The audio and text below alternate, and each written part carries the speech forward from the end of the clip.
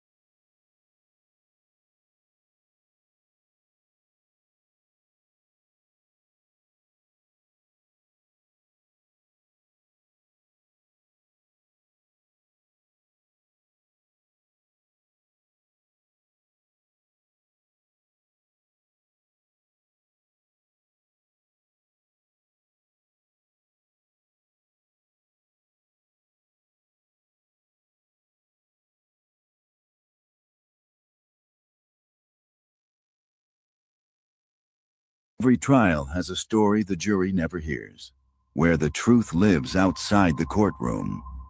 Join our host Dara Kennedy and the sharpest legal minds in the business for a new riveting show, Reasonable Doubt, What the Jury Doesn't Hear. No grandstanding, no spin, just the arguments that could change everything. Tonight, one question dominates the RobReiner murder case. What made powerhouse attorney Alan Jackson walk away? And can a public defender really carry a death penalty case? Emotions explode in the Uvalde school shooting trial against Officer Adrian Gonzalez. And shocking questions surface in the YNW double homicide retrial. Was there witness tampering? All of it is breaking on at Southern Sin. Well, every trial has two stories, the one the jury hears and the one they don't. Welcome in, everyone, to Southern Sin. This is the platform where attorneys, investigators, and medical experts, they pull back the curtain and ask the question that keeps prosecutors up at night. Is there reasonable doubt? Welcome in. I'm your host, Dara Kennedy, and this is Reasonable Doubt. It's what the jury didn't hear, and court is in session. Today, we are breaking down a few cases that have rocked pop culture in the courts, and we know that you have been tuning in too. We are happy to bring you the YNW Melly double homicide retrial. It's off to a bizarre start. You've seen all of the comments on social media. The tragic Uvalde school massacre, which wrecked a lot of hearts. That's the trial of Officer Adrian Gonzalez. And of course, the most recent trial is the RobReiner double murder case. It's a major concern and it's a major courtroom drama, but that's okay. What we've learned is defense attorney Alan Jackson has stepped down. We're going to get into all of that. But of course, in order to break it down, we brought in the sharpest minds that you have seen on this platform. Joining us is attorney Gerald Griggs. We know what he's known for, cutting through all of courtroom theater to expose what actually holds up under law. You see him regularly on Court TV. Welcome in Franz Borghardt, who's here to challenge the narrative and analyze strategy from the prosecution perspective this time. That should be fun. And from Vinnie Politan on our News Nation to our studio, welcome in powerhouse defense attorney Josh Schiffer again. He is here to ask the hard questions that no one will. I'll throw a few of those at the entire panel. And anchoring the mental health reality of the Reiner case, our resident expert, Dr. Cheyenne Bryant. Of course, you've seen her everywhere. She's the New York Times best-selling author, and she is also a host of Truth Talks. Hello, everybody. Welcome into another what should be great discussion. Hello, how you doing? Happy New Year, everybody, and what a way to start 2026. All right, everybody, let's get right into it. Actually, to start off 2026, we thought we were going to have an actual full arraignment in that double murder RobReiner trial. Let's get right to that one. Gerald, I'm going to start with you. Is this Nick Reiner the double murder of his parents, his mom and dad. Is this going to trial? Keep it quick. Yes or no? I think it's going to trial. Oh, okay. Thank you. Franz, is this going to trial? Yes or no? Absolutely going to trial. Yes. Absolutely. Josh, is this Depends going on the to trial? politics, but no, I don't think it actually gets to a jury. Okay. I asked for yes or no, but we got to follow up on I that. get paid too much to do one word. Okay, well, Josh, tell me why. It's a high-profile case. Why High did profile, Alan and it deals with Jackson walk something. away? Yeah, it's high profile, and it deals with the most important issue in modern criminal justice, which is how do we deal with mental health. Here we have really an easy crime to be solved. I don't think anybody doubts young Mr. Reiner brutally murdered his two parents. There's no alibi. It's basically been admitted in the press. But how does he get prosecuted, and to what extent? That's the question. We have somebody who is a known schizophrenic, someone who has been diagnosed extensive treatment, who'd recently had medication changes, someone who struggled with substance abuse and whose parents accepted the risk, as terrifying as that is, of having a profoundly mentally ill person reside with them as they tried to nurse him through and help him through his life and development. An almost impossible task when you're dealing with something as difficult as schizophrenia.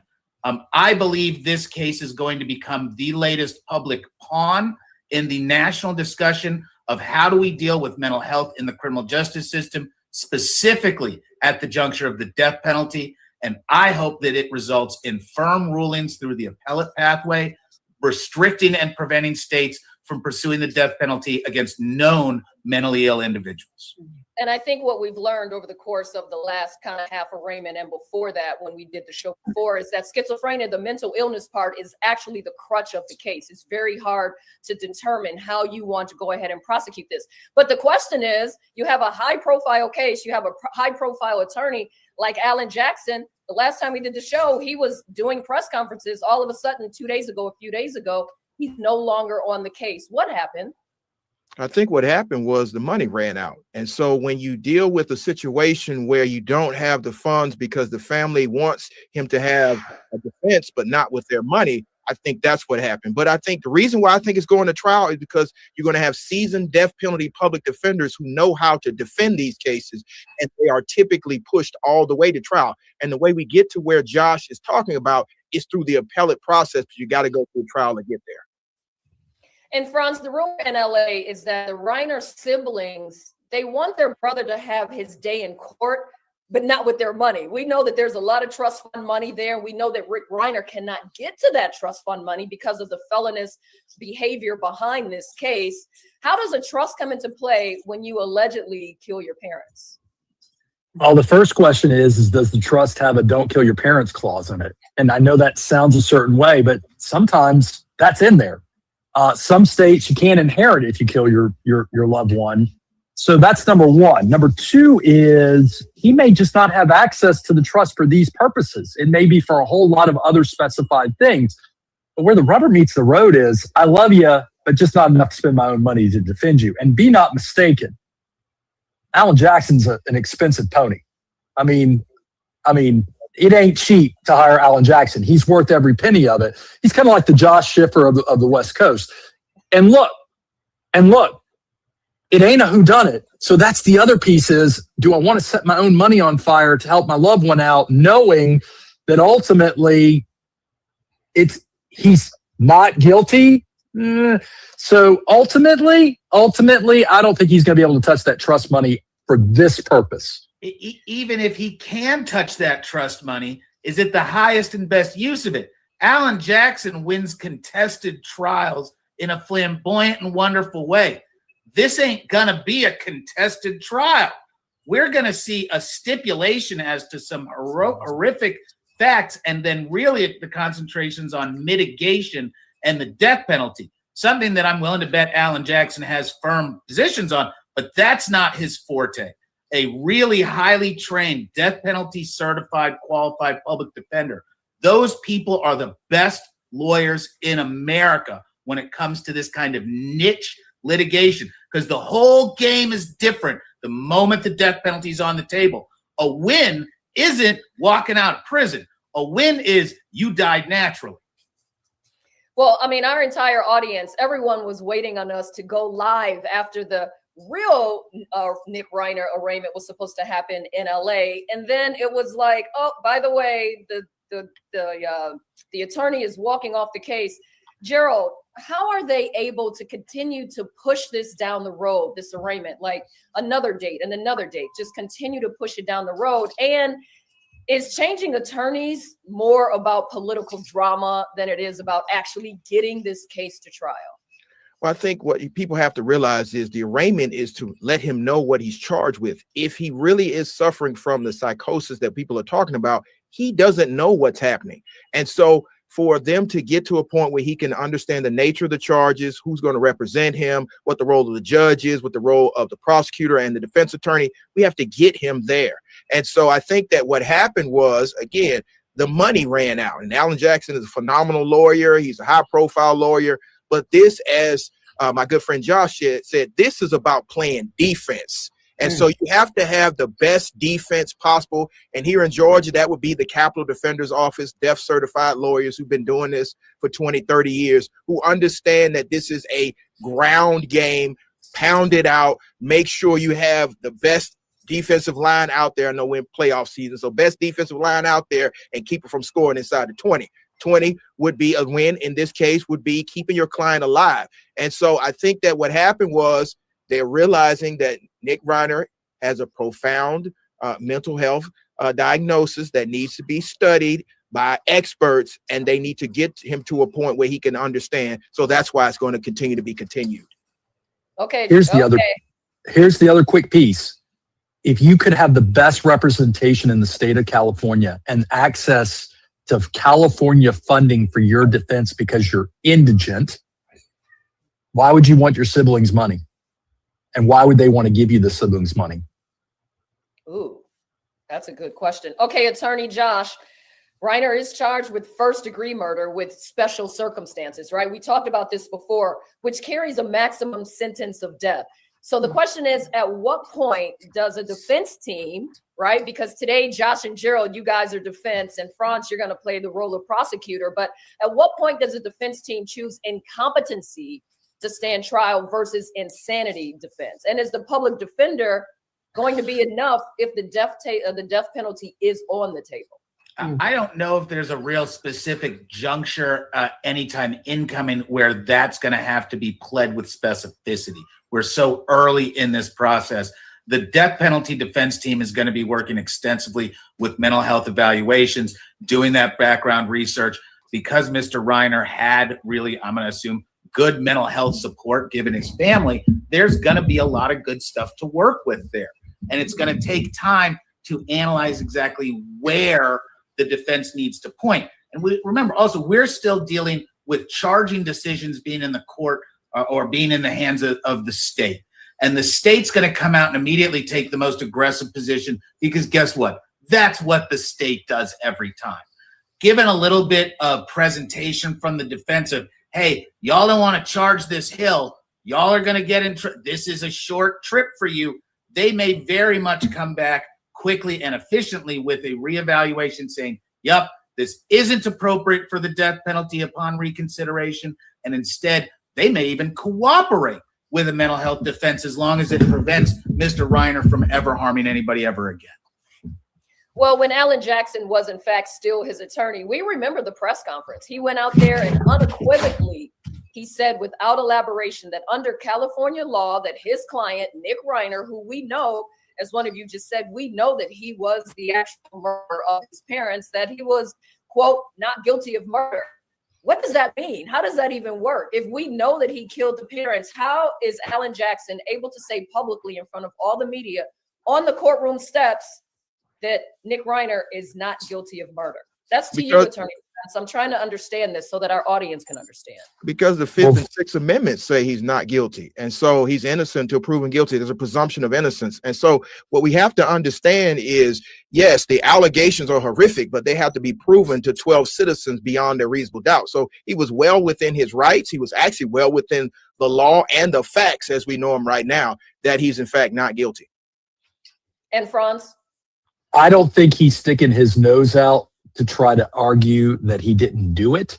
I think that was a direct, indirect, he's not guilty by reason of insanity, guys. That's the only reason he would say that. He's absolutely, look, Gerald's right. He's absolutely presumed innocent, but I don't see Alan Jackson, by the way, who's not on the case now, I don't see Alan Jackson going that far out with his reputation and dare I say his ego, unless it's clearly not guilty by reason of insanity.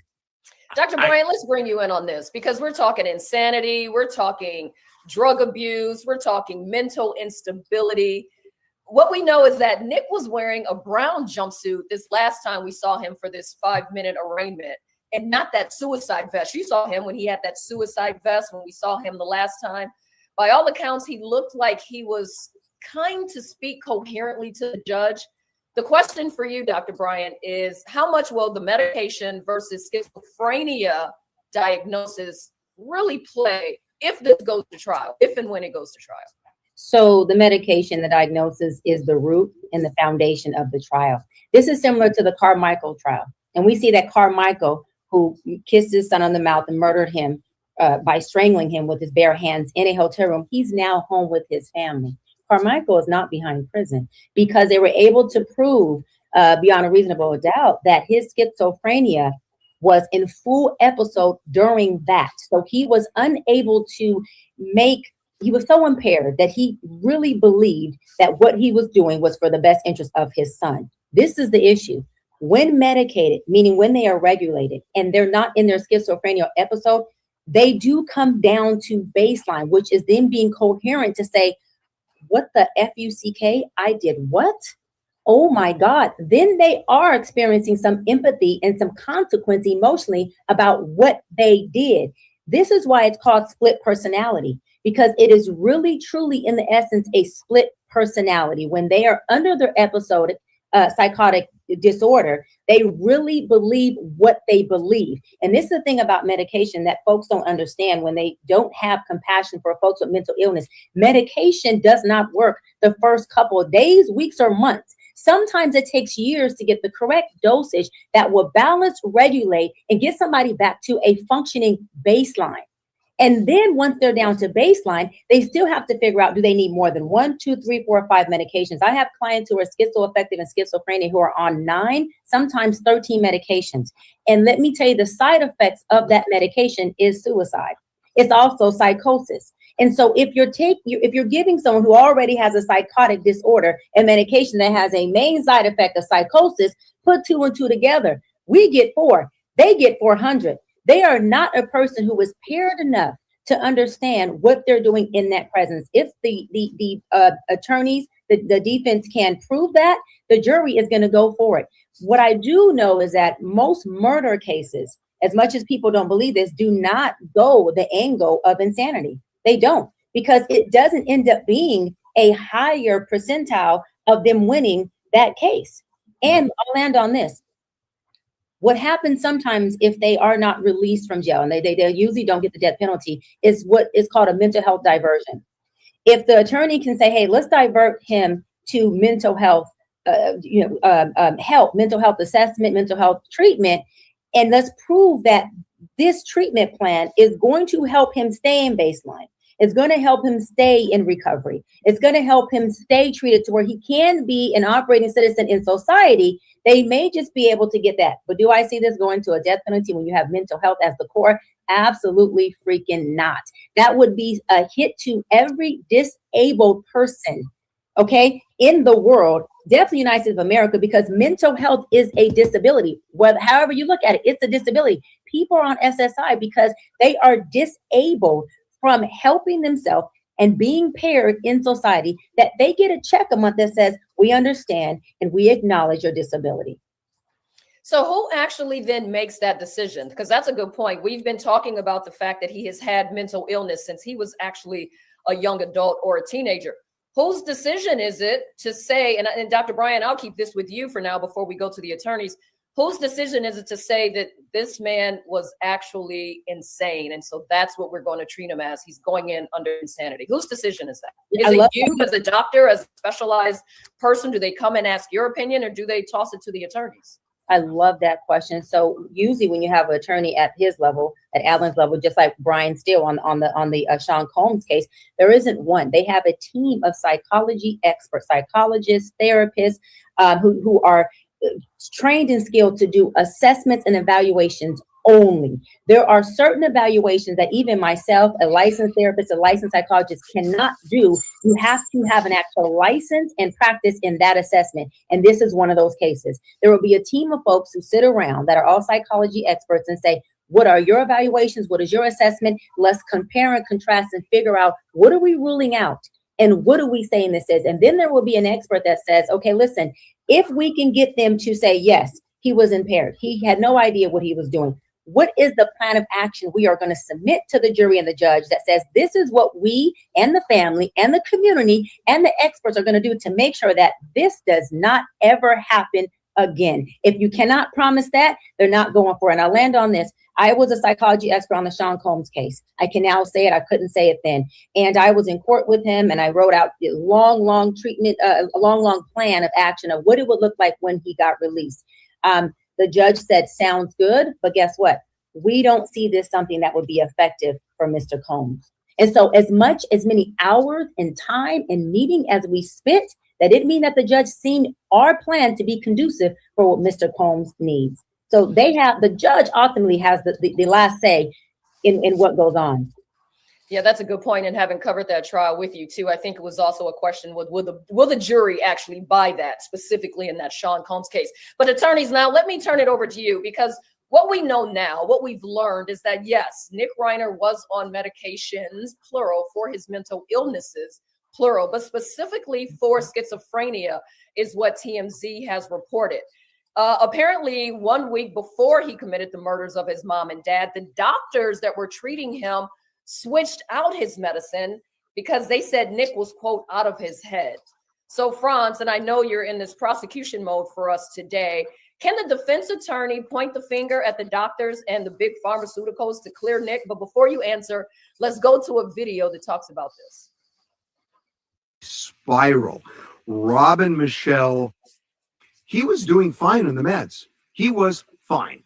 A month or so before the murders, the doctors changed the meds, and it sent him on a spiral. Robin Michelle saw it. They saw him getting dangerous and erratic. They talked to people about it. They did not know what to do about it, but these meds were off, and he was spiraling out of control to a point where he literally broke with reality. And then you have December 13th when he slaughtered his parents. This wasn't just a stabbing, it was carnage. And we just found out why the doctors changed the meds. Yeah, and it's weight gain. It's weight gain, that he was complaining that he had gained weight. So the doctors accommodated him by changing the meds, which literally created a spiral into this tragedy. So again, Attorney Franz, I'll ask the question, can the defense point the finger at the doctors for changing the meds and then at Big Pharma for supplying so many meds? And would this help to clear Nick? A good defense attorney is going to point the finger at everybody but his client. Big Pharma, the doctors. In fact, I'd be screaming that the doctors need to be prosecuted for negligent homicide. There's a problem with that, though. If I'm the prosecutor, I'm going to find myself a Dr. Bryant, and I'm going to hire Dr. Bryant, and I'm going to be talking about inability to distinguish between right and wrong, and how people with mental health disorders can still sometimes distinguish between right and wrong. And it's very fact specific. And I'm going to look at each and everything that I can align up in this case to show that he was able to distinguish between right and wrong. And it would just be bonus if, by the way, he was also voluntarily using some illicit drugs, because then I can argue, well, wait a minute. It's his fault. It's his fault and his actions that led to the murder. And he was able, look, at the end of the day, I'm going to find myself someone as qualified, because money's not an object. I have the state of California money. I'm going to find myself someone as qualified as I can to be on my side and to testify that he was able to distinguish between right and wrong, and that just changed. And by the way, the best part for me is, if I'm prosecutor, why did he stop? Why did they change up the meds? Why did he change it up? Because he was gaining weight. We got 2 people dead because he was gaining weight. That would be my angle. And that's the reasonable doubt part of all of this, right? And what do you say, Josh? We don't even get into that because we haven't heard from my Dr. Bryant, and my Dr. Bryant's better than his Dr. Bryant, because my Dr. Bryant isn't just paid by the state to support the prosecution and lock people up. My Dr. Bryant works on both sides and has a more broad background, and she appears and talks across the entire spectrum and is therefore more reliable and not some paid promoter who's just out there. And by the way, she's got friends. And when Dr. Bryant brings her friends, they come big. And we're going to have multiple opinions with more letters behind the name than the state of California can put together. And that's where the conflict's going to happen, because really smart people are going to disagree as to how responsible Mr. Reiner should be held. Because schizophrenia, man, you talk about the toughest kind of mental health issues to deal with. Schizophrenia, it's like I hand you a map called schizophrenia, point you at the desert and say, you know how to get there, and run away. Sometimes some meds work. Sometimes meds will work, then not work. There could be changes in environment that change the effectiveness of the medical therapy. There can be weight gain and other issues on the side that dramatically affect the actual medicines themselves. You can get used to or basically build a tolerance. It's a moving target like you would never believe, and you're dealing with the brain. You're not dealing with something that you just cut open and say, this is exactly what's happening. No, this is hard stuff where people react individually to changes. So the eventual decision is going to come down to the state. Is it reasonable, rational, and their mandate to pursue the death penalty with someone carrying a clear burden of substantial mental health problems? And I think they're nuts if they go after the death penalty. Well, I'm going to jump in and just ask a question that hopefully our audience, and thank you guys for sticking with us and following us at Southern Sin. Stick with us as we go through all of these cases. And I know I want to see you in the comments. Go ahead and ask your questions or your thoughts on this case. I'm going to jump into the people that are viewing at home and ask the question, isn't it the doctor's responsibility to change meds for a client when they see that the meds aren't working?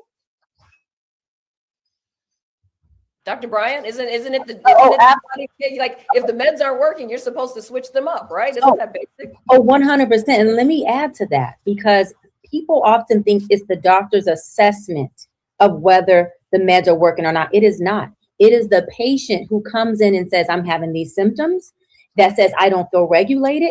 And it's the doctor's responsibility to believe the impact or the affect of the medication on the patient. If my patient comes to me and says, hey, this medication is making me hallucinate. And let me go a little further. Some of these medications are not just only causing weight gain.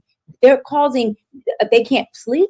Okay, they're causing erectile dysfunction in kids as young as 19, 20 years old. They're causing a deeper, worse psychotic episode. They're causing depression. They're causing suicidal ideation. They are causing suicide. You know, when you look at all the mass shootings, all of them, there wasn't one, if you can find one, I'll wait. There wasn't one individual who was at the hands of being the shooter that wasn't on psychotic medication. That was not on psychotic medication. There's no way that you can tell me, I've been in my field 18 years, that these medications don't intensify and inflame the hallucination and everything else that they have going on. I'll land on this. I see you tagging in, friends, that when you think of the fact that these individuals can do some of the normalcy things, right? Call the police, check in a hotel room, some of the Go normal to the convenience store, get a Coke.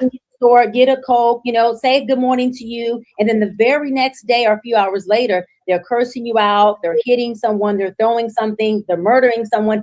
That is the intensity of this disorder. It is a psychotic disorder. It's a split personality. And those split personalities happen very often. Oftentimes the medication actually inflames the splits of the personality. And until you get the medication that can regulate them to baseline, you're experiencing all of the personalities. I have clients who are in session, they say, Doc, when I'm on my medication, which is now in session, I'm still hearing voices. And their biggest issue isn't that they're not regulated and calm and they're flatlined, because the medication also makes you flatline to where you have no emotions, which strips you of your empathy, by the way. And empathy is important for shame, and that's important for decision making. But they also are saying that while I'm medicated on these 9 to 10 medications at almost the highest dosage, there's still voices in my head. So I still have an impairment while I'm medicated. And these people are embarrassed about their diagnosis. They're not telling friends and family that I'm medicated, but I'm still hearing voices. They're not saying to friends, listen, I'm medicated, but I don't feel normal. I'm out of whack. I'm having suicidal ideation. These people just want to be normal human beings. And they are going to put on a mask. They're going to put on clothing that makes them feel as normal as possible, but they are not. And they're not going to share that information with everybody, which means they don't get the help that they need. But I think in this case, when you have a dad and a mom who have so much money and have been coddling him and holding him accountable and working with him this entire time, Attorney France, is vanity a reason for them to take this man off of his meds because he gained a few pounds? Doc has given you a pathway to reasonable doubt, except she's also given you a problem. All the things that she talked about, the only thing that we factually know is in play right now, assuming it doesn't change, is I've gained some weight. And she said, her words, her testimony on direct or cross is not working. The medicine's not working. And I don't know that 12 people are going to say, wait a minute, you gained some LBs and that's the reason we're going to change it up. We're not talking about erectile dysfunction. We're not talking about suicidal ideations. We're talking about weight gain. And I'm sorry, guys, but vanity, changing up medicines, psychotic medicines for vanity, weight gain. And look, my inner fat boy understands. I get it. I'm just saying that I don't see 12 citizens biting on that apple. I just don't. Franz has lost a lot of weight in the last couple of years, and I'm very proud of him for doing that. He has become far healthier. But was it on the meds or was it on GOPs? Two different things. But we gotta know this: Porky means not guilty. Undefeated. I want to counter real quick to what Franz said. He said that he's sorry, but his weight gain could not make him feel a certain way, and he just can't understand that. You are absolutely right, Franz. You can't understand. You know why? Because you don't have a mental health diagnosis. You are not schizophrenia. You are not medicated. You have been experiencing this for the past 15, 20 years. You haven't had to experience an identity crisis because you don't know who you are from minute to minute, from day to day. You have family and friends who you don't fit in with, who do not accept you. You are medicated with a group of possible friends who are not medicated, with a group of possible friends who can get up every day and operate in a normalcy with society, so they don't have to deal with the sometimes the identity crisis that comes from people who don't understand it, like yourself, who doesn't understand mental health. Let me go a step further. Weight gain could affect you and I, who are normal citizens, in a way that just says, I need to just cut back on food. I need to work out 5 days a week. Someone who's medicated, who has a disorder, that weight gain can be the triggering factor to depression, suicidal ideations, and unfortunately, like this young man, murder of somebody at his hands of his diagnosis and a psychosis and a psychotic disorder that oftentimes doesn't get respected, acknowledged, or treated correctly because it's either overdiagnosed or underdiagnosed, or the medication that they have is more for financial benefit and not for the treatment of the individual with their well-being and their mental health being at a status that lets them be stabilized. Well, and to follow up on what Dr. Brian is saying, light up that cigar. You're gonna need it. Light it up, brother. That's my coping mechanism. My coping mechanism.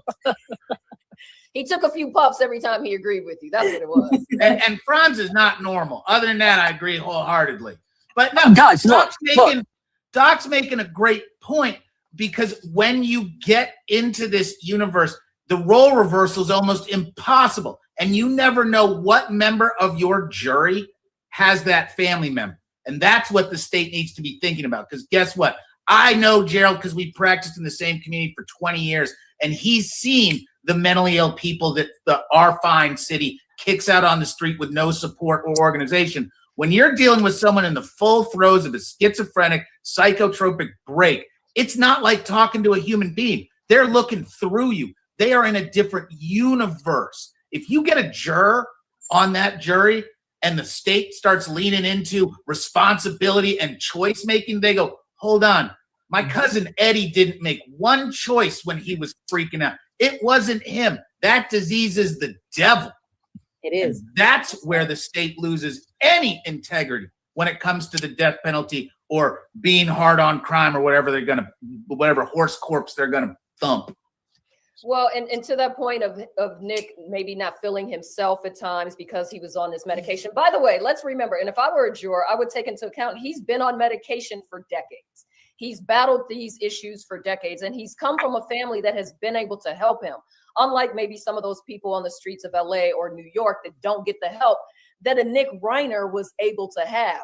Attorney Gerald, this is for you, and we've talked about it before. There's plenty of surveillance video that shows Nick before and after the crime. He was at the Conan O'Brien party as just a regular person, even though some people felt, oh, did we really want him here? Because we know he could be a bit unstable.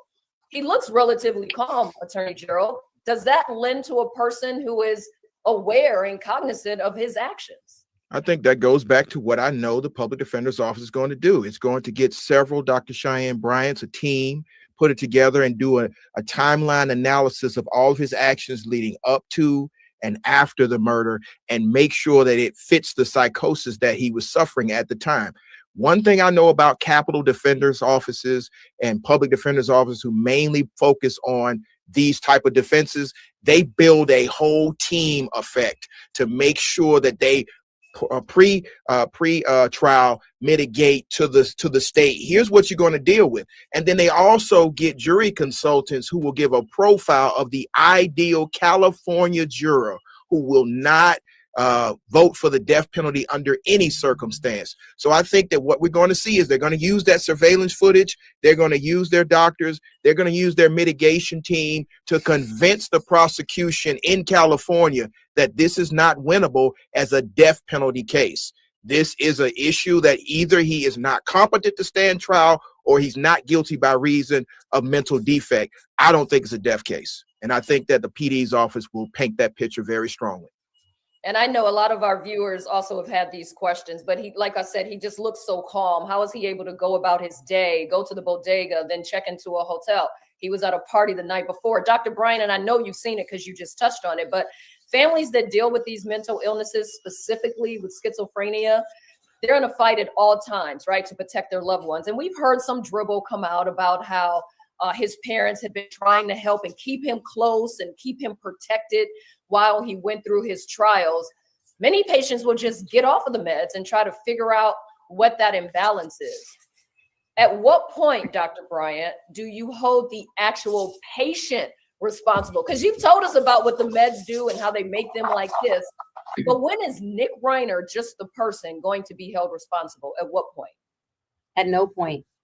At no point. He can't, listen, he can only be treated and facilitated. He cannot be held responsible when he is under an episode, when he is under psychosis. That's just, it's impossible. It's like you holding a person in a wheelchair who is riding by you and accidentally rolls over your foot. Now we know that, Nick, Ryan, we're not excusing the behavior. We're talking about the disorder, okay? Runs over your foot on accident, head to the restroom, and you say, you know what? Assault. Well, excuse me, huh?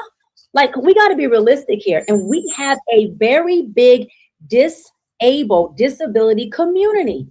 We do. They just don't get a lot of acknowledgement and love because, again, they are not the normalcy. They are not accepted in society, which is sad, which is the problem. This is why I said if they were to give this man the death penalty, an uproar across the entire disabled community is going to go crazy. It's going to go ham. Second of all, it is absolutely the state's responsibility to have programs and facilities and treatment put in place to help the folks that can't help themselves. We all pay taxes on here, okay? Everyone who is making money legally is paying some taxes that go to something called the state. There's nonprofits that have certain programs without legislation, without certain folks in office who are writing up legislation that says there needs to be programs for these people. Guess what? It not only helps them, it helps us. It helps the parents. I spend 90% of my time psychoeducating the parents on how to facilitate their child with schizophrenia than I do trying to help the child be regulated. The parents are in more distress than the individual with the disorder because the parents are the ones that are at risk. These kids are flipping from day to day. These kids cannot stay in any recovery home, even if it's a dual diagnosis home, because they end up breaking the rules. They end up being someone who they can't facilitate at the home. They're causing chaos with every other individual within these recovery homes. And they're not really people who need recovery. They need long-term treatment in a facility where medication can be administered. And I'll land on this. About 90-something% of them are administering their own medication. And almost but wait. Okay. In this case, we know that he was not, right? So I guess the question is, could Nick have known and appreciated the consequences of his actions, double murder of his parents, if he was wrongly medicated and drugging? Like, he literally had the calm and the wherewithal to just move about his day, right? So could he have appreciated and known that what he was doing in this moment, because he was medicated? Could he have appreciated and known what he was doing? Nick had known and appreciated the consequences of his actions, which is the murder, because he was wrongly medicated. Got it. So there are going to be consequences for him emotionally, mentally, and psychologically. When they get his butt down to baseline, that's when the empathy comes back in. When you are medicated or you are in your psychosis, there is no empathy. That is called sociopathical. That is psychotic. So if I am sociopathical, which means I'm lacking empathy, I don't have any emotional attachment, involvement, or feeling towards my actions or my behaviors until I'm back to baseline. Once this man gets back to baseline, he will absolutely feel all of the emotions and the psychological impact of his actions and behaviors. But will that be good enough?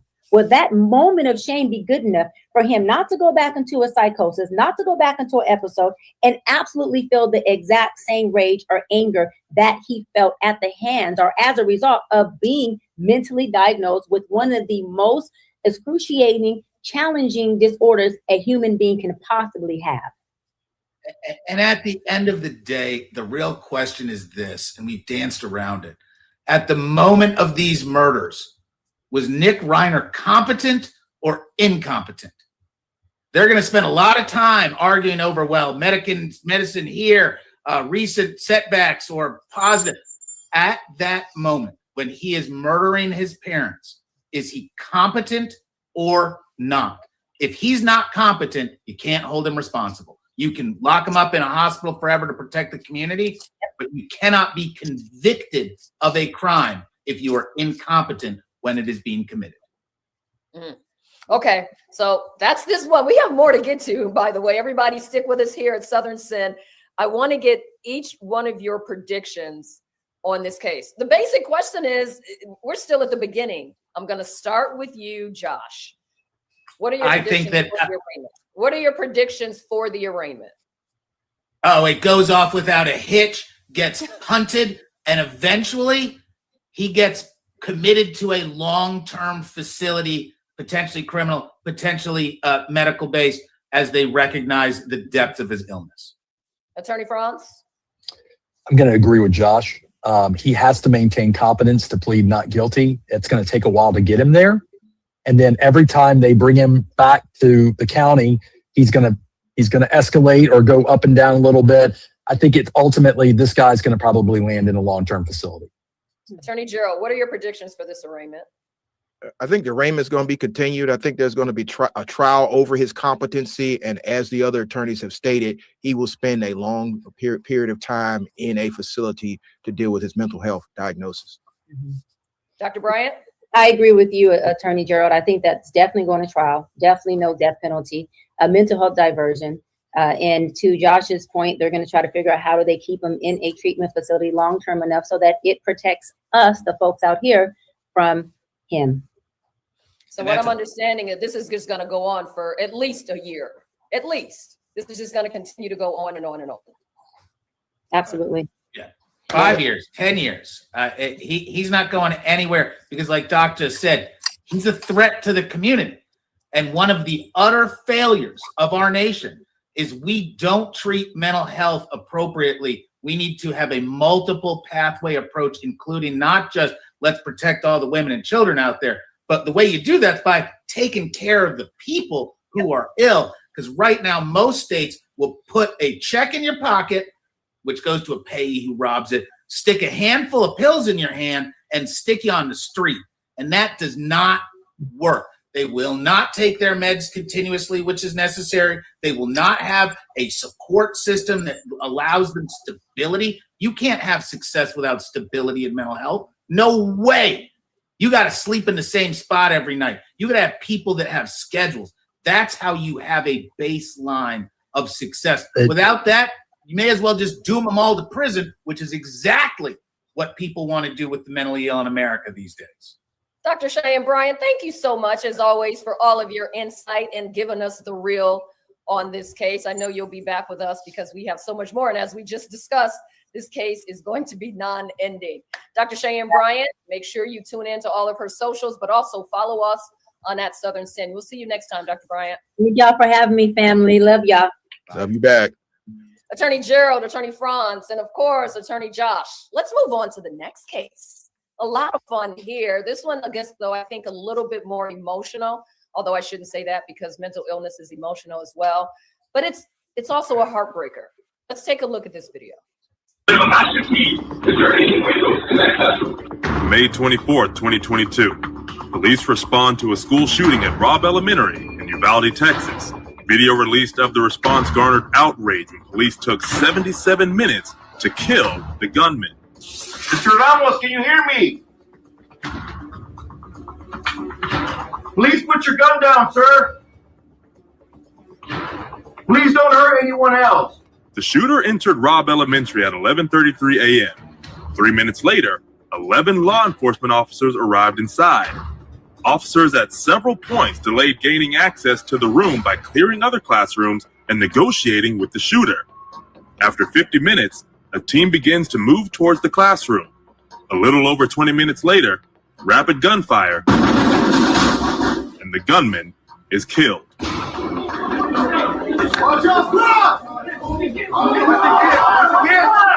I just don't know what was going through those policemen's minds that tragic day, but everything said, there was just no action.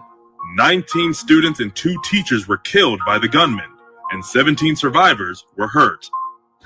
Somebody's error was made there, and they gotta pay for that error because we're paying it for the rest of our lives, not seeing our kids grow up. Nearly 400 officers waited before confronting the 18-year-old gunman, and only 2 officers have been charged. One of the 2 senior officers in charge is now going to trial for the failures of that tragic day. Former school officer Adrian Gonzalez faces 29 counts of abandoning and endangering a child. If convicted of all charges, he could face up to 58 years in prison.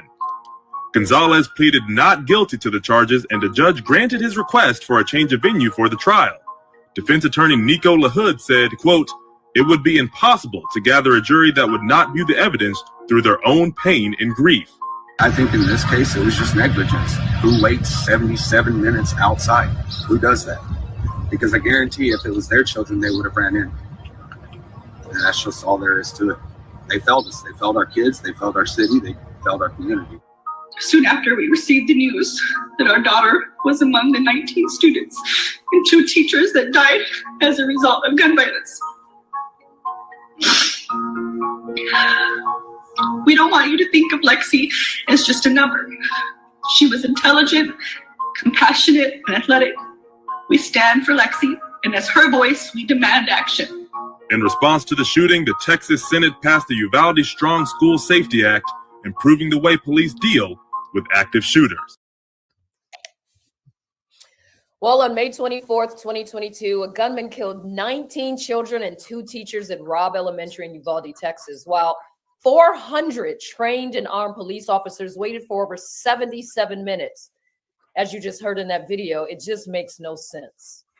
Now, former officer Adrian Gonzalez is facing his criminal charges for the role in which he failed to respond. I have so many questions for the panel. Again, we're joined by Attorney Franz, Attorney Gerald, and Attorney Josh. This one is more of a heartstrings pull, but it's reality. The kids died because of the negligence of adults that were on site. If a civilian had waited 77 minutes, that's over an hour, while children were being massacred and murdered, would they already be in prison? Why does a police badge give you the freedom to be treated differently. And I'll start with you, Josh. This one's tough to unpack because what it really represents is a continuation of this new theory of law enforcement and the justice system of punishing people for failing to act under these new circumstances. We saw it in Michigan with the young man whose parents had provided a firearm, and then he went and committed a mass killing at the school. We're seeing that here with this officer's failure to fulfill his obligations and duties now creates a criminal liability. And at my heart, I disagree with that.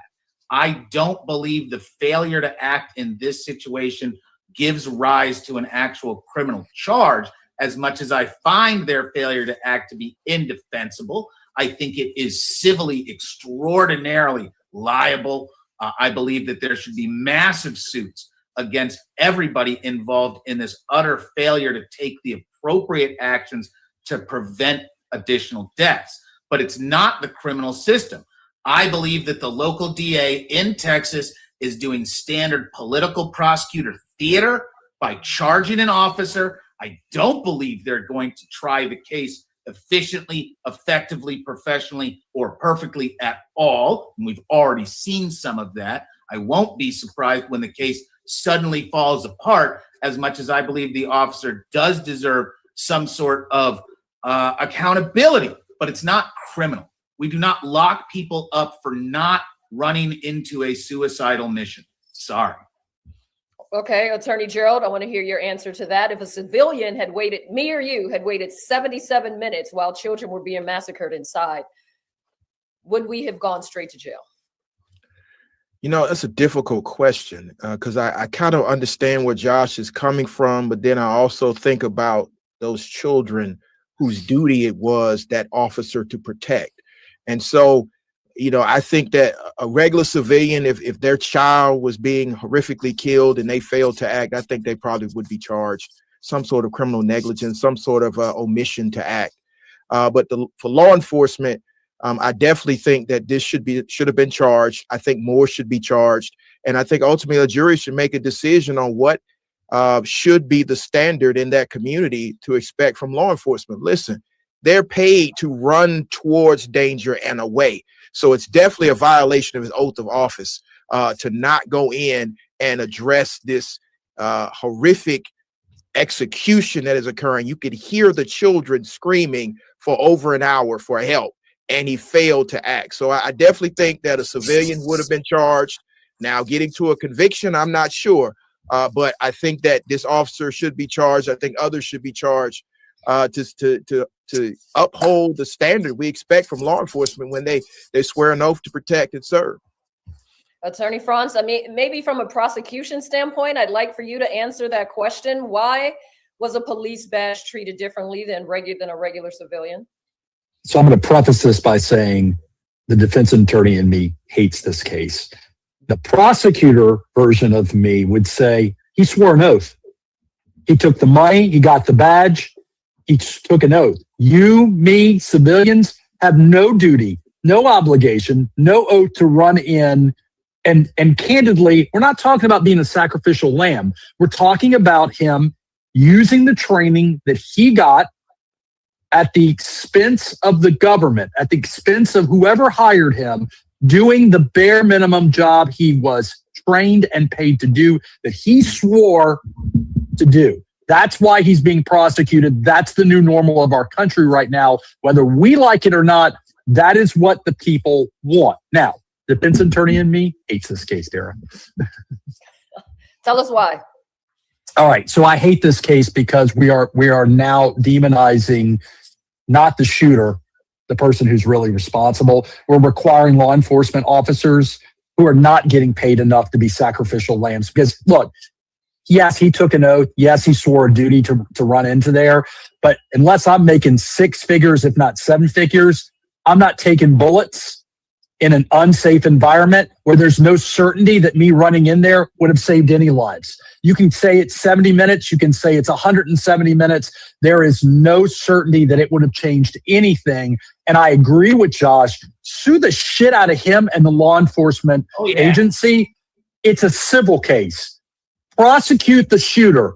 That's the criminal case. This new reality is, why would you ever want to be a cop if this is the reality of what, if you don't run into the danger and take a couple of bullets, you're going to get prosecuted and possibly face 50 plus years? That makes no sense to me.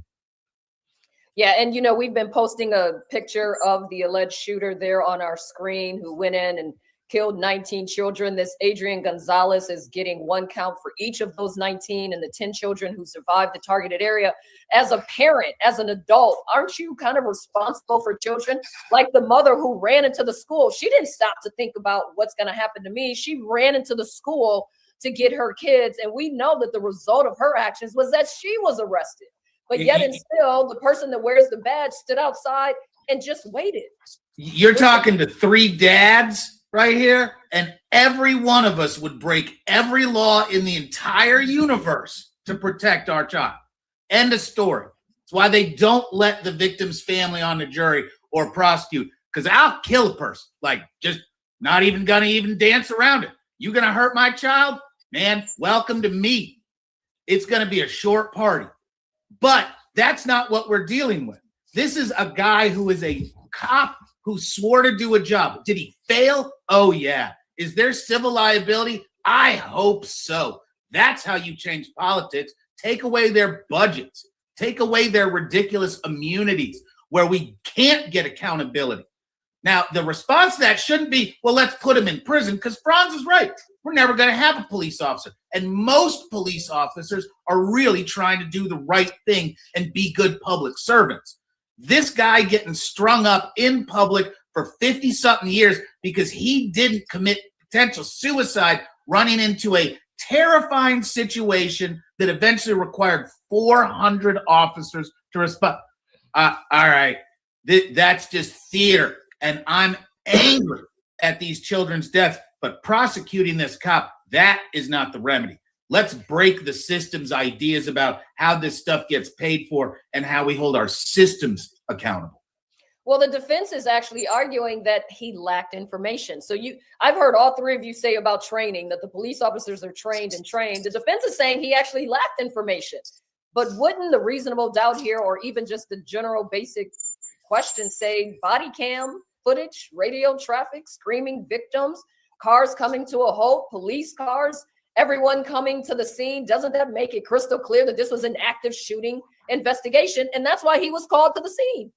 I mean, absolutely. And I mean, he's in a social media reality world now. I knew what was happening in Robb Elementary School in real time. So I don't know if that's the best, argument on his defense. I think, what we have laid out here is the best argument that, he really didn't need to go in and sacrifice his life. And maybe it's a civil issue and not a criminal issue. You can't prove that he intentionally did anything or that he negligently did anything. Again, got to get to that burden of beyond a reasonable doubt. But I think saying he lacked information, I think that's walking him down a road to a conviction. Attorney Franz, what do you think? So they tried this case in Florida. I've been trying to Google the name of the law enforcement officer that got tried in Florida, and I'm hoping that somebody remembers it, where basically he was prosecuted for not going into the fray, and he was acquitted. They prosecuted him for multiple counts of a whole bunch of different stuff, and he was acquitted. And he was acquitted because his defense was, there was no certainty of where the actual shooter was, and thus there were mixed issues with knowing where the danger and harm was. So I'm not saying it's going to work here. For over an hour. It does not change fundamentally. It doesn't change fundamentally the point of at what point is he being compensated to be a sacrificial lamb. I'm not saying it's pretty. I'm not saying you shouldn't sue him. I'm saying, like Josh, I'm saying, man, oh man, prosecuting this guy and putting him in jail for 50 plus years doesn't feel like justice. It feels like something else.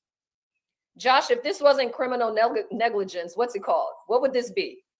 Well, it's definitely civil negligence, a violation of oath. There's 8 million different causes of actions if we really sat down and put our heads to it. But it's the criminal allegation. And folks need to realize the gulf between civil and criminal is universal, and it's deep, and it's wide. They are different universes. You can't go to prison for owing money in civil court. You can owe, it can ruin your life. You ain't getting down the road. Criminal, you go down the road, there's nothing else like it. It's the cruelty of the criminal justice system being applied in an arbitrary manner due to the fact that this officer is being accused of not fulfilling a duty that to him might have been unknown at the time. How the state's going to argue that he should have thrown all caution, thrown his own inherent sense of self-preservation to the side, run into a dangerous situation that he does not have all the details about, where there's lots of death and destruction happening, how that becomes a crime, that's a big problem for me. Because in America, you can't be forced to do very much with a criminal penalty. You can be prevented and restrained, but forced to take an affirmative step, that doesn't happen. Well, this week or recently, the judge denied a defense motion for a mistrial after a teacher provided testimony that we hadn't heard yet, that hadn't been shared with the defense. The judge denied the mistrial, but struck her from the record. What does that signal about the judge in this case? And does that mean, and this is just me watching too many shows like Reasonable Doubt, does this mean that the judge isn't really feeling the defense? That's an extra question that wasn't in there, but I'm interested in this. No, it means a prosecutor violated the discovery rule and then turned something over. The judge is calling balls and strikes. Now, sometimes you can read a judge by some of the rulings, but this is a missing of a discovery rule. And so he's punishing the prosecution for violating the law and not being transparent in turning everything over. Which lots of people will say, hey, it's not fair when the state breaks the rules. But all three of us will tell you, the state breaks the rules intentionally, constantly, without any concern, and there's almost never accountability. People like to get on their high horse and talk about how their civil rights get violated every day on purpose. They are hiding evidence, withholding, being malicious with their disclosures, and lack of ethical accountability. We've seen it in prominent cases. Remember, in YSL, Judge Whitaker had to send a whole team to talk about your basic discovery obligations under the joke of a case that we call Brady, which is ostensibly the standard that all prosecutors need to meet. And I'd be willing to bet you go poll 1,000 criminal defense attorneys, 999 will tell you that Brady is a failed experiment that harms the best interests of justice in America because of the way it's abused without any accountability by courts. Josh, I feel like you got some feelings there. There's some stories you might want to tell us off record, because I feel like Gerald knows I get pretty, man, I had every opportunity in the world, so it makes me extra pissed off when people that don't have the opportunity get screwed by a system that's set up to hose them. And it pisses me off even more when people hide behind their well-intentioned, it's just my job, because guess what? Your job doesn't care about your ethics and your soul and your decency as a human being, because jobs come and go. And it's gross when I see the rules get violated knowingly and openly because they know that nothing's going to happen. Jobs come and go. So, and clearly this Adrian Gonzalez, this officer down in Uvalde, now has no career. And the emotion that we're all sharing and feeling, and Josh, that you're displaying right now, is only a portion of what the emotions are down in Texas for these kids. Anyone with children are weighing in on social media. And by the way, thank you to our at Southern Sin audience. Make sure you stay with us and continue to drop your comments down below and follow us across channels. Anyone says, like you guys says, you would go and risk your lives for your child, and really any adult to go and help a child. Is this prosecution about justice, meaning the 19 children that were killed and the 10 children who survived? Or is this about protecting the system of these officers, right? Protecting the system by sacrificing one, maybe two officers? I'll throw that out to you, Gerald. Let's start with you. I mean, you made a good argument for the latter. But I think that it is about accountability for what happened to the children. I think because the shooter is gone, they had to hold somebody accountable. And so these two officers are the sacrificial lambs. That's what it feels like. But ultimately, at the end of the day, the system is going to protect the system. And I think the system failed those children. And DA needs to get elected, which is part of Gerald's argument. DA can't stand up there and go, no, I'm not going to do anything. Want to know why? Because then somebody runs against him and says, hey, I would have done something. And in low turnout, low interest elections, which unfortunately is the vast majority of prosecutorial and judicial elections, one issue like that can change the winds for everyone. So local DA, man, he saw the road. He had enough pissed off parents whose kids were dead because of bad police response. And he needed to do something. So he charged a couple cops, throws them up on the barbecue, gonna have no problem sacrificing these two officers to an angry mob of parents who have been brutally hurt, regardless of whether it's legal or proper or decent. Legal, proper, and decent have left the room. These trained professionals cowards, and it sounds like people can also look up to government and DA and say that maybe they're also being cowards. The lawsuits and the settlements have happened between the families and the school districts and also the gun manufacturers, because that's something that we tend to forget about at the end of the day. The people that are able to just go out and get unlicensed guns and go and commit these mass murders. What defense could police officer Adrian Gonzalez possibly use to get a not guilty verdict? Gerald, let's start with you. I think we've laid it out. I think the Scott Peterson case, which was just put in the chat, is a similar case there. I mean, I didn't have enough information to know where the danger was coming from, and I couldn't respond appropriately without risking my life. I think also the inability to show criminal intent, because again, you have to have an act or omission plus the intent. So I think there are avenues here for defense, a successful defense for this law enforcement officer. And I think what you need to know about juries is they are very cautious to convict an officer in conservative jurisdictions like Texas. Not even conservative. I've done some 1983, and I know Gerald and Franz have done the same. One of the hardest things to talk to a jury about is, hey, officer friendly, the person you were raised to treat well, that's out there to protect you, they're the bad guy. That jump, emotionally and intellectually, is difficult even with the most egregious facts. Even when little kids were massacred. I'm trying hard to understand. I don't understand. Franz? Franz, I can jump in. So even when little kids are massacred, it does not, the emotion of that statement doesn't mean that we change the fundamental rules of the system and start impugning criminal liability where we traditionally never have. And that's the crux of this case. Is we are talking about the law enforcement officer that didn't run in.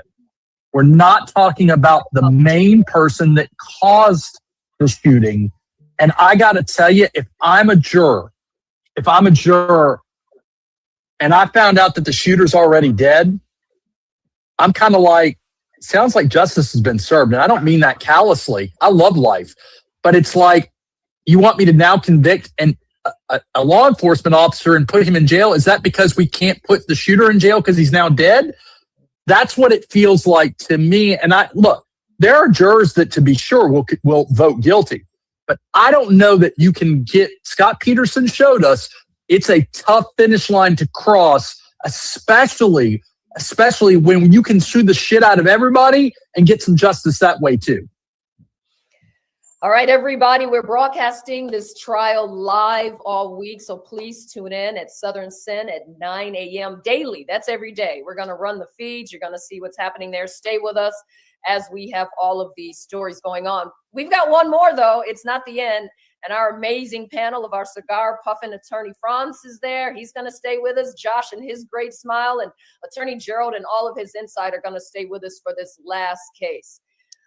It's a pop culture nightmare. Twice. Here's the video. Let's take a look. Rapper YNW Melly, whose real name is Jamel Demons, back in a Broward County courtroom Monday as the state prosecutors and the defense are going over a number of different motions filed to see what will be admissible for Demons' retrial. Demons is accused of murdering Christopher Thomas and Anthony Williams, both childhood friends, back in 2018 after a late-night recording session, and then allegedly made it look like a drive-by shooting. His first double murder trial ended in 2023 in a mistrial after jurors failed to reach a unanimous verdict at trial, with twists and turns that included allegations of witness tampering, passing messages in jail, and alleged plans to escape. All issues brought before the judge today to see what would be permitted to use in his new trial. Demmons faces a number of charges that include 2 counts of premeditated first-degree murder and witness tampering. And he is expected back in court January 12th on Monday at 8:45, where the judge will hear additional motions. That trial has been set for January 21st. All right, so we're back inside the YNW Melly double murder retrial. That's why we said twice. 2 friends are dead. It's one story that doesn't add up. The state calls it an execution. The defense says it's a drive-by. Now the truth gets a second test in this retrial that has already started off with accusations of witness tampering. Again, our acclaimed panel is here. All 3 attorneys. We've got 2 in the role of defense attorney today. And Franz, you're going to play the role of prosecutor today, but please continue to give us your defense attorney thoughts anyway. I'm your host, Derek Kennedy. Here's the first question. Melly's first trial was in July 2023. It ended in a mistrial after the jury was deadlocked with a 9-3 vote in favor of convicting him on lesser manslaughter charges. If this case was so airtight, why did the first trial collapse, and why are they now having the same witnesses suddenly remember things that I didn't remember 2 years ago? I'll start with you, Josh. There's a lot to unpack because of the multiple perspectives, depending on how you unpack it. You've got a retrial. All of us have retried a case that's come back for one reason or another. It's a totally different game because you already know 80-90% of what's coming out. You can be prepared. You've got to be ready to impeach and challenge the changes, as well as explore deeply anything new and highlight that for a new panel of jurors who ostensibly know very little to nothing about this case. Now, YW Melly's got some solid counsel there. Drew is a heck of an attorney, and they have poured over this with as many consultants and jury plans and mock trial. Man, if anything, they've over-prepared for this. But the state still carries that burden. They lost the first time because they couldn't get 12 people to agree on the same theory in unanimity, even though they did have that plurality or majority of jurors looking to convict on a lesser charge. And that brings up the lesser charge concept. We've all seen state prosecutors bring the thunder with the top charges when we know there ain't no way they can carry the top charge. They're doing that as almost a throwaway for a jury, begging that jury is going to pick up one of the lesser charges. It's called charge stacking, and it's bullying by the state. Instead of charging what they think they can win, they charge everything, waiting to see what's going to stick in the end, hoping the jury's going to split the baby. Because at the end of the day, 2 moms lost kids. There are 2 dudes from the neighborhood that are dead. That's a pretty heavy-duty issue. Jurors want to get pissed off and hold people responsible. But state's got to proceed properly. And now that you've sprinkled in all of the witness tampering, both sides are going to lean into that. Witness tampering appropriately presented can either bolster your position or absolutely gut your arguments. Yeah, allegedly Melly shot his 2 friends from inside the car, right? Thomas and Williams, and then worked with another homeboy to make it look like it was a drive-by. Gerald, why are people just remembering things now during this, after the mistrial for this part particularly? Well, I think that after you've gone through a trial, the state has an opportunity to try to go back and clean stuff up. So now memories become a lot clearer after threats of perjury from the previous trial.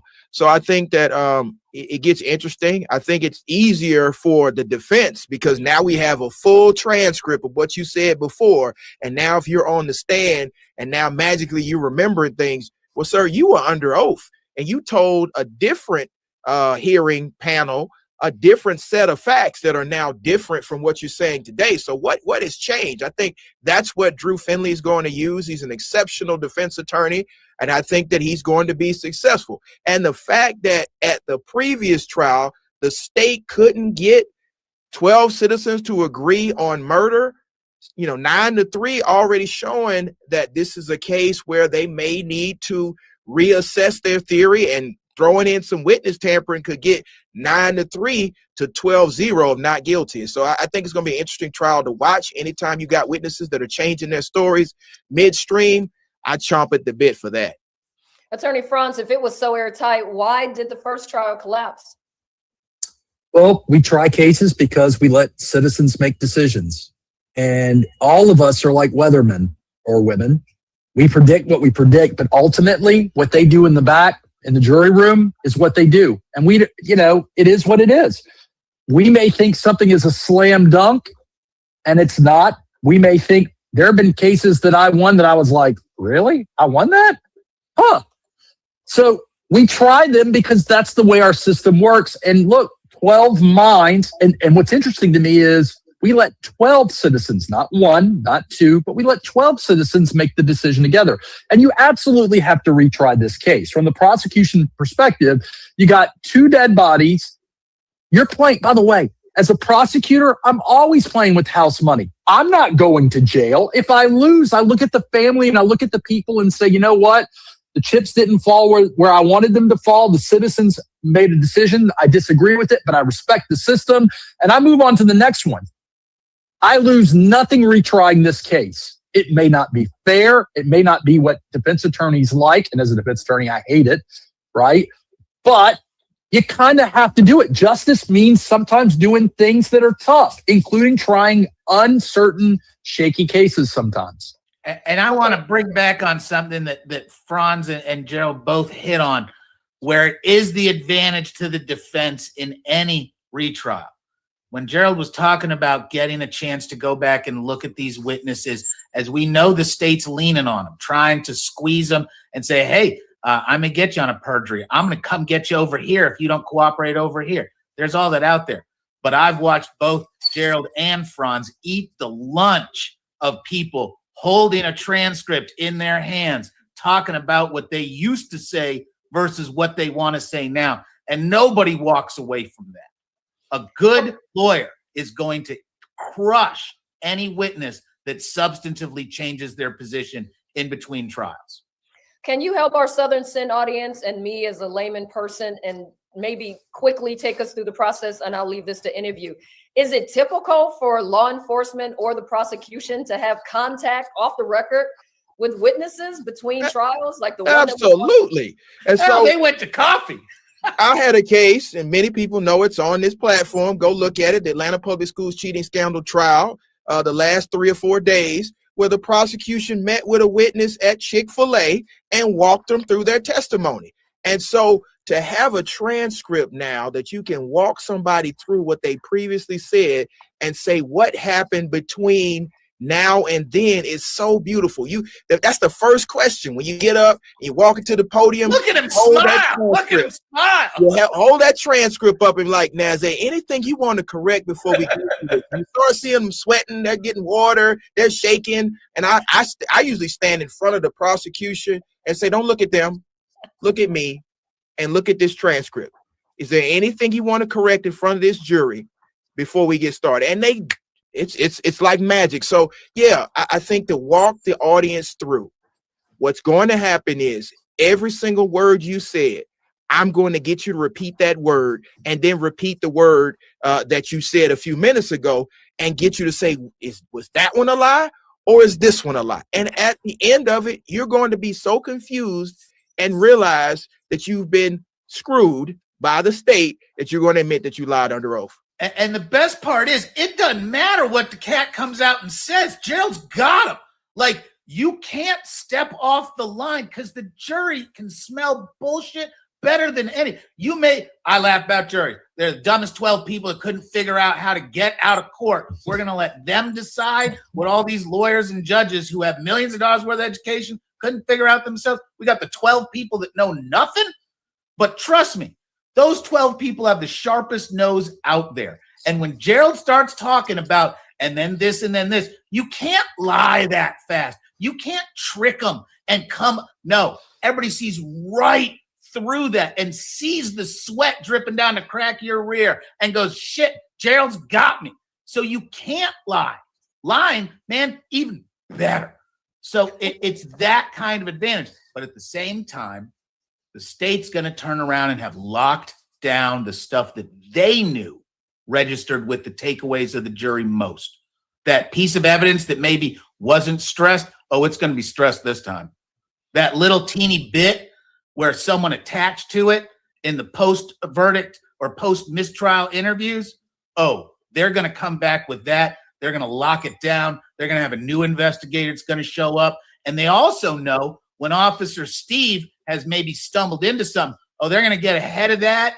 Oh, they're going to come up with some kind of rehabilitation, some sort of fix, because they know the Geralds of the universe are prepped and just are holding the knife. Yeah, because what we've learned is that Melly is actually accused of pressuring one of his key witnesses from the 2023 trial to not testify this time around. So if one witness was influenced or coached or went to coffee, as you guys say, does that legally contaminate every piece of testimony in the courtroom that we've heard so far? Oh, No, not really. Oh, this is good. No. Tell me. Sorry. No, not really. Because I mean, ultimately, it comes down to a determination by the jury of what they're going to believe. And so the prosecution can make allegations of witness tampering. And if they haven't charged Melly with that, I'm going to get up there and say, you don't got to believe them. They don't even believe themselves because they didn't charge him with it. But what you should believe is what this person said under oath in the first trial. And now between then and now, oh, magically now, oh, my client tampered with somebody. No, the state tampered with them. And I'm going to walk that witness through when they changed their story to the state after the state said, we're going to charge you with perjury. And you don't even have to do what it means. You literally, hey, man, let's talk about what happened. So when you were here last time, we did da-da-da-da-da, right? Yeah, man, and here it is. And that was all you said. Yeah. Now, it's a year, 2 years later. You just testified to something different. So I'm just trying to ask you, how'd you change your mind? Why'd you change your mind? And let's talk about those circumstances. The moment a juror hears, well, and then, yeah, we had that meeting with the DA's office to review the truck. Oh, hold on. You ever done a car deal? What happens when the sales guy goes and talks to the conning tower? Do you think he's coming out there to help you or to help the sale? Like, it's stuff that the jury sees that there's been any manipulation, any changes. It inserts that nugget of inequity and the questioning. But it's a different jury this time around, correct? Well, and hold on. We don't trust the government no more. 25 years ago, when I started practicing law, if an FBI agent or a federal agent said, man, most people are going to be like, yeah, man, that's the truth. These guys. No.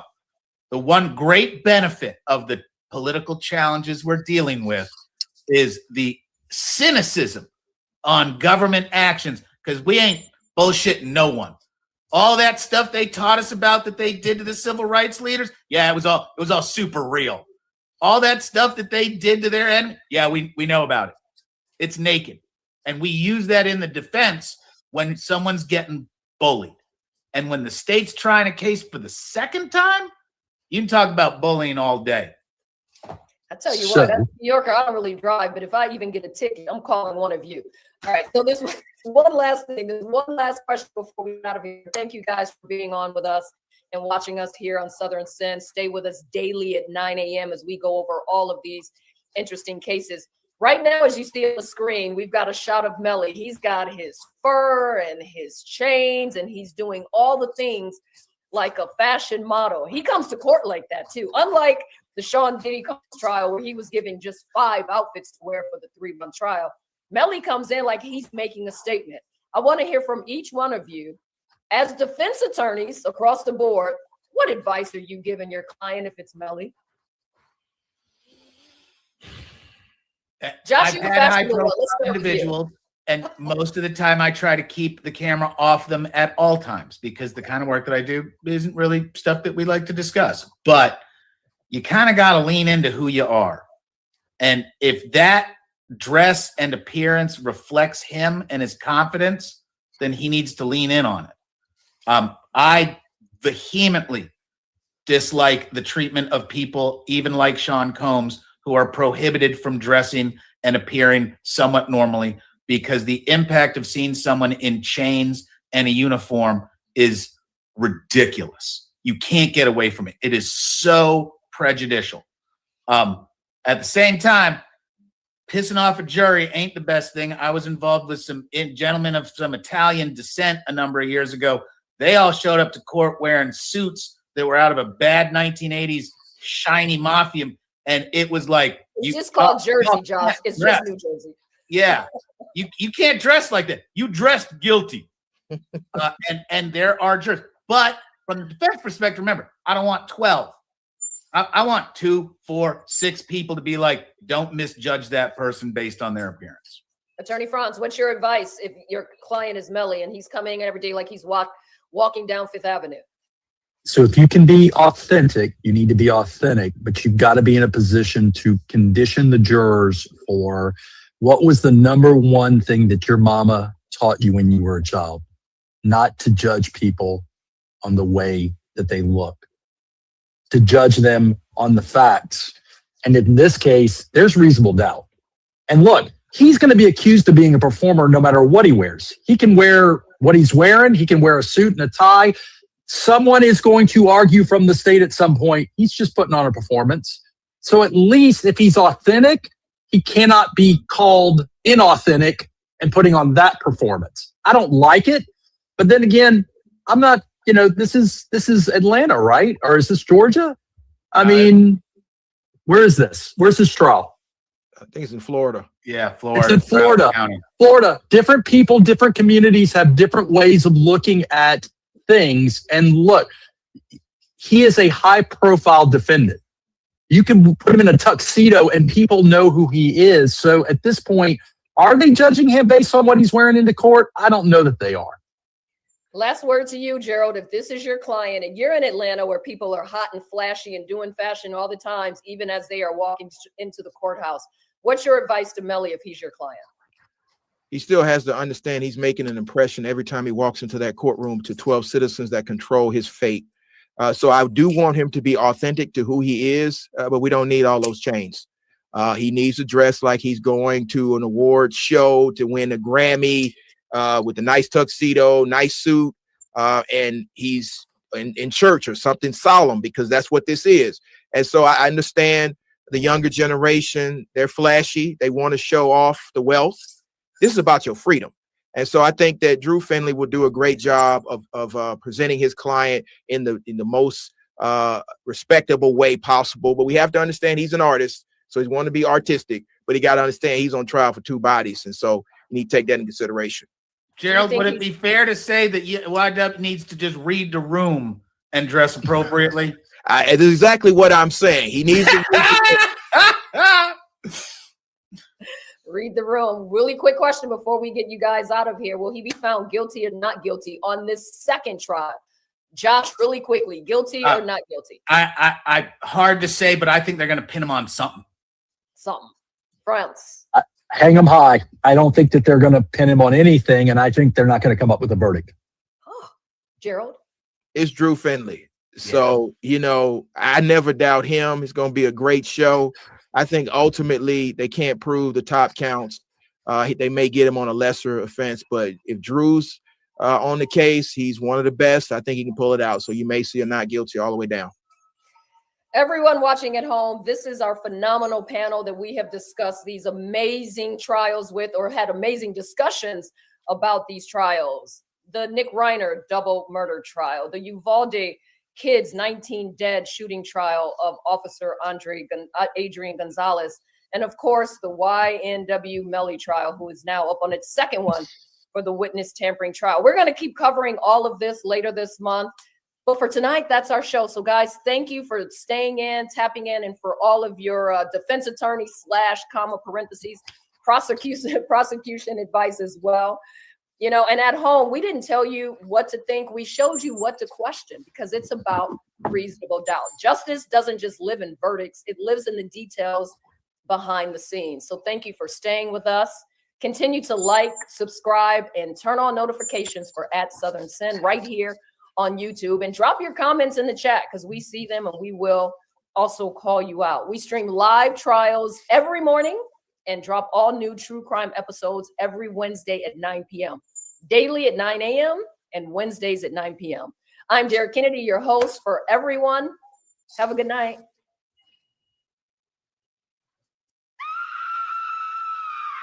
True crime just got darker.